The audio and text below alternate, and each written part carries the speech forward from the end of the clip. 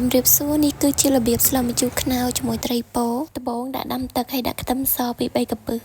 ដាក់ម្ទេស2គ្រាប់បើអត់ចេះញ៉ាំទេមិនបាច់ដាក់ក៏បានដែរពេលទឹកពុះព្រិចហើយខ្ញុំចាប់ផ្ដើមជ្រុំប្រហុកសម្រាប់ត្រីយើងចង់ស្លទាំងស្រស់អញ្ចឹងឬក៏យកទៅអាំងហើយចាំយកមកស្លក៏បានដែរពពុះនេះអ្នកទាំងអស់គ្នាចង់ដួសចេញក៏បានឬក៏អត់ដួសក៏បានដែរតែសម្រាប់ខ្ញុំឲ្យតែពេលស្លគឺខ្ញុំដួសចេញហើយបន្ទាប់មកទៀតយើងធ្វើការជ្រុំអំបិលទុំណាចង់បានជូរឬក៏អត់សូវជូរអីដាក់តាមចំណង់ចំណូលចិត្តបានហើយខ្ញុំដាក់ខ្នុរចូលខ្នុរនឹងរៀងចង់ចាស់ដែរហើយព្រោះអីហូបខ្នុរខ្ចីអត់បានពេលដែលអ្នកទាំងអស់គ្នាចិត្តខ្នុរយើងច្របាច់ក្រូចឆ្មាចូលក្នុងទឹក2-3ចំណិតទៅកុំឲ្យខ្នុរខ្មៅបើអ្នកទាំងអស់គ្នាចង់ថែមស្ករនិងប៊ីចេងអាចដាក់តាមចំណូលចិត្តរៀងខ្លួនបាន